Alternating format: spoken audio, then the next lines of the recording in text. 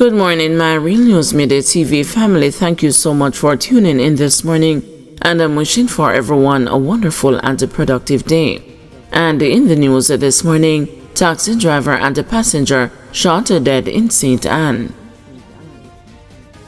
A taxi driver and a male passenger were shot dead in Miami Beach, St. Anne on Wednesday afternoon by two gunmen who had posed as the passengers, police have confirmed. We have two men deceased, that's the driver of the taxi and the passenger. They have been identified, but I cannot disclose the names as yet, as I am not sure if all the family members have been informed. Acting Senior Superintendent Rohan Elliott told the news shortly after 7 p.m. on Wednesday.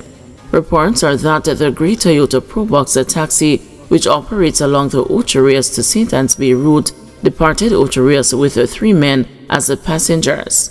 About 1:20 p.m., as the vehicle approached the Greenwich Acres area, the two men in the back seat asked to exit. After getting out, they reportedly pulled their firearms and opened fire on the driver and the front seat passenger. The gunmen reportedly escaped in a waiting motor car. The injured men were transported to the St. Anne's Bay Regional Hospital, where they were pronounced dead. The shooting caused a traffic buildup along the North Coast Highway as police conducted investigations. Schoolboy's attack on woman accused of stabbing students caught on video.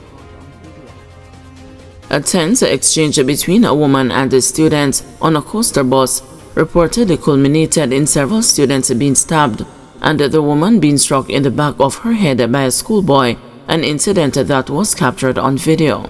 In one of the videos circulating on social media, several students are seen dispersing from a parked coaster bus when a woman enters the frame armed with a knife. She steps off the bus and is confronted by two men, one of whom appears to be the bus conductor. A heated exchange takes place, and then the woman stabs one of the men while the apparent conductor attempts to restrain her. A second video shows the woman speaking with a policeman when a schoolboy hits her on the back of the head with what appears to be a rock. She falls to the ground as the boy tries to run away. He is then pursued by the policeman. Checks with the police confirmed that they are aware of the incident, but they have not released further details or indicated whether an investigation is underway. However, sources suggest that the incident stemmed from a confrontation between the woman and the students on the coaster bus.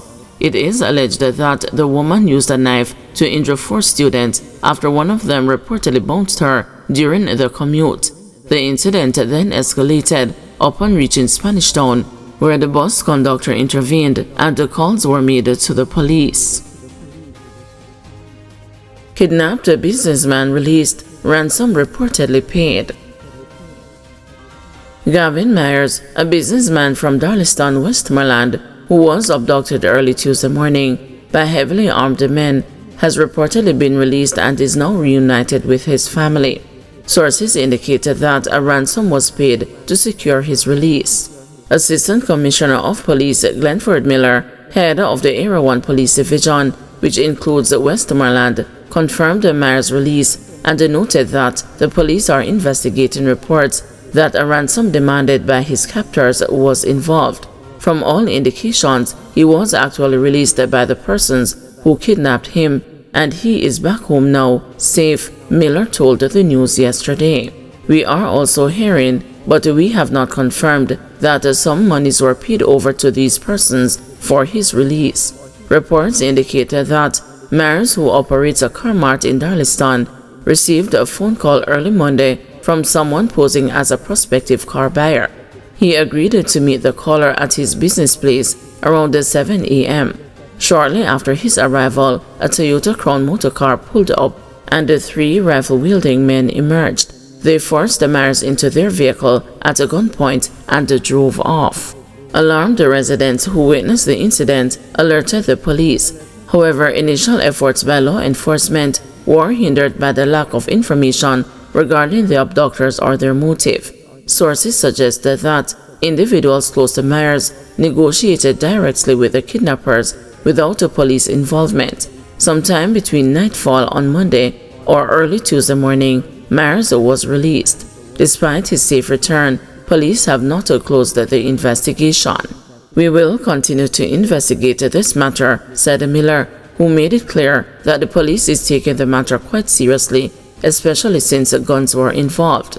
Myers, who is also said to be an aspiring recording artist, is among several businessmen in western Jamaica who have recently been targeted.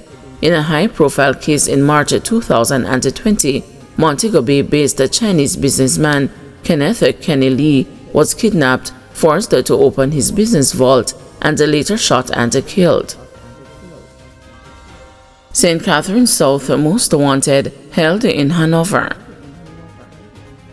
Police commanders in St. Catherine South have praised their Special Operations Unit and their counterparts in Hanover following the arrest of the division's most wanted man, who is accused of killing a police officer and his friend.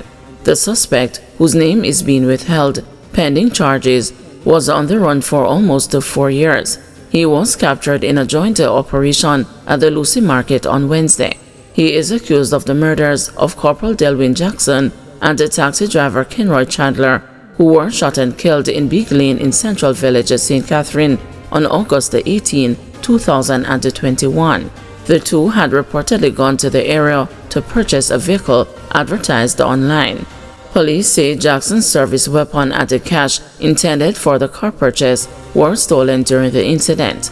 Following the arrest of the suspected mastermind on Wednesday, the police conducted an operation at his home in the Logwood section of Green Island, Hanover, where a firearm and ammunition were seized.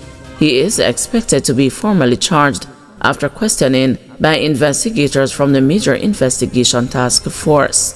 A senior officer from the St. Catherine South Police Division noted that the same Special Operations Unit was also instrumental in tracking Damian Hamilton, the man who fatally shot 2 policemen in Horizon Park, Spanish Town, in August 2021.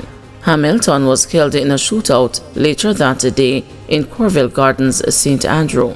Inspector Leon Clunes, who led the Horizon Park operation and was among 4 officers shot by Hamilton, a deportee and a former United States Marine, died weeks later in hospital from his injuries. The man and the 2 other suspects have been implicated in the 2021 Central Village murders. While the other 2 were arrested and charged within a year, the man believed to be the gunman remained at large. The news understands that the suspect was initially tracked to St. Thomas, where several failed operations were conducted.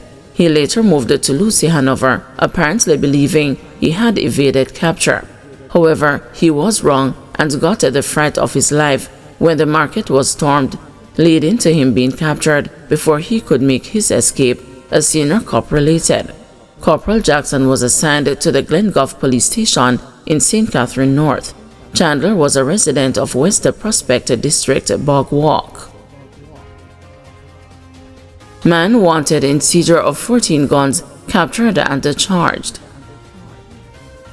A man who was wanted in connection with the seizure of 14 illegal firearms in Kingston has been captured and charged by detectives from the Firearms and Narcotics Investigation Division.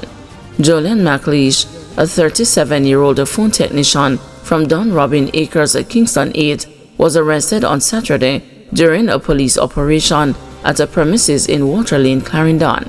Several other individuals were also taken into custody. However, their identities are being withheld pending further investigations, the police said in a statement on Wednesday. McLeish was charged on Tuesday with multiple firearm-related offenses, including 13 counts of possession of prohibited weapon, dealing in prohibited weapons, stockpiling prohibited weapons, conspiracy to traffic, and dealing in and stockpiling prohibited weapons. His arrest follows an operation carried out by FNID on May 28 at a premises on D-Side Avenue, Kingston 10, during which 14 firearms, 12 magazines, and more than 50 rounds of ammunition were seized. Another man, 38-year-old Lamar Douglas, otherwise called Joe, of Patrick City in St. Andrew, who was out on bail in connection with another case, was arrested during the operation. He was charged on Wednesday, June 4. The Jamaica Constabulary Force says McLeish's capture and the charge mark a significant breakthrough in the ongoing probe. The JCF is committed to finding guns wherever they are and arresting those involved in the illicit gun trade, the forces said in a release. So far this year, police have seized 741 firearms, representing approximately 90% of the total recovered in 2024. The public is encouraged to report illegal weapons or narcotics to the FNID at 876-923-6184, the National Intelligence Bureau at 811, Crime Stop at 311, or the nearest police station. Guys, thanks for watching. Please join us this afternoon at 2 p.m. for another news update.